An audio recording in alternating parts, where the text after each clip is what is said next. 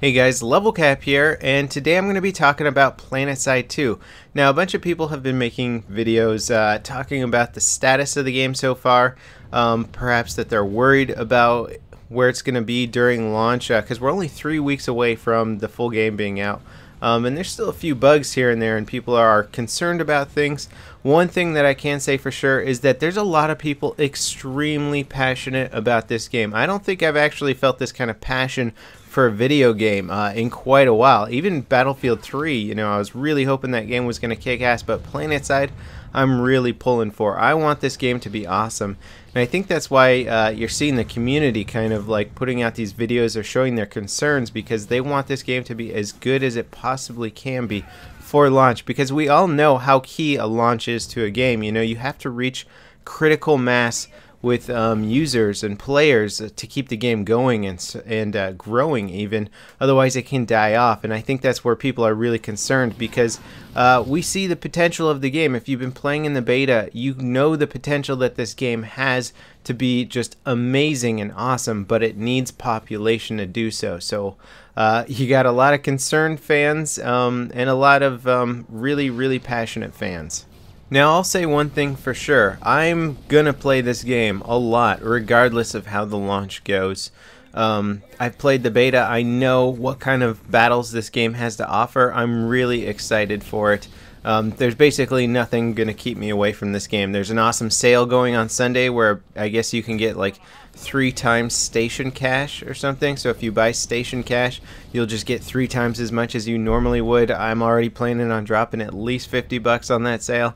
So I'm in it, you know. I'm in it for the long run, because it can't, as long as it doesn't get worse than it currently is, I know I'm going to enjoy the game. But I do have my concerns for launch, and I'll express them here. Now, if you've been following my Planetside videos, you'll know that I've made a few comments here and there. I've definitely made some big posts in the beta forums about trying to open up the gameplay a bit more for the casual gamer. Now, I think Planetside 2 can offer 2 types of gameplay, and I think it's only offering one extremely well, and the other one I think is extremely important and potentially critical to its success. So the 2 types of gameplay are large-scale organized gameplay with large outfits, you know, 48 players in an outfit, squads of 12, that kind of thing.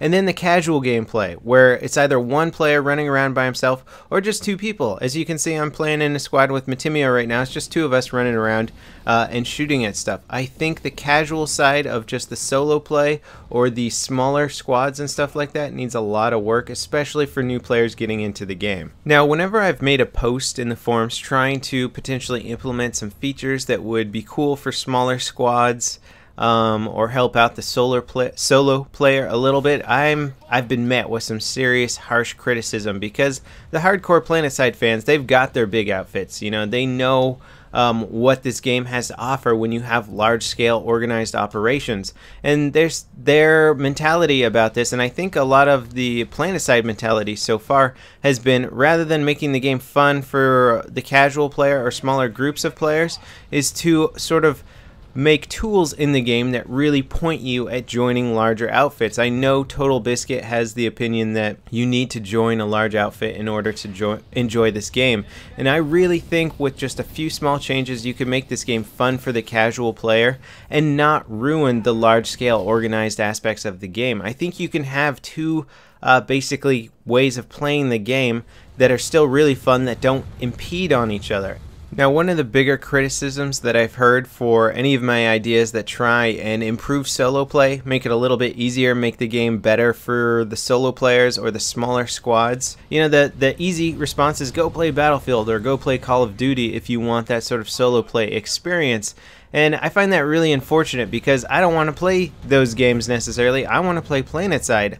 I love the concept of Planetside, this huge persistent world with massive battles. I think the casual player should be able to partake in this world in a casual way without having to be in that giant organized squad. Honestly, I really hate and sort of loathe sometimes playing in these larger organized outfits, because you've always got some guy telling you what to do, where to go. I think it's much more fun with a smaller group of friends.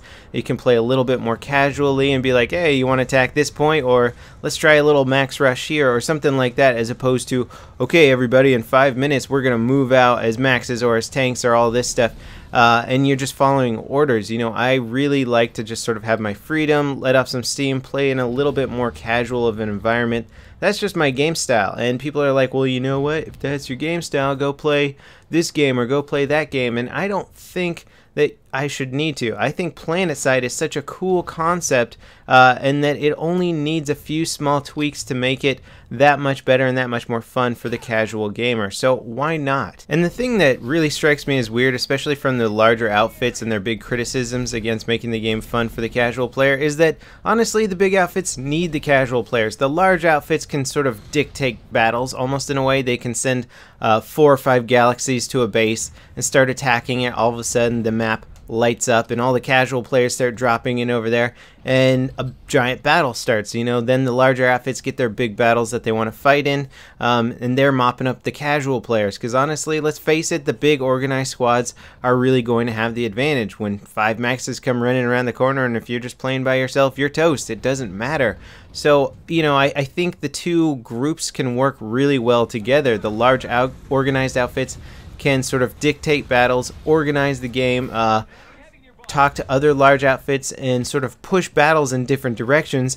The casual players will follow. The casual players will follow those battles, and sort of either be cannon fodder or the extra support or whatever they need to be. And they don't necessarily need to be quite as tactical. They just need to be that extra firepower, backing up the larger organized outfits. They work really well together. So I find it weird sometimes when some of the hardcore players really criticize the casual elements of this game. Now, the devs have already stated that they really do want to make the game sort of new player friendly.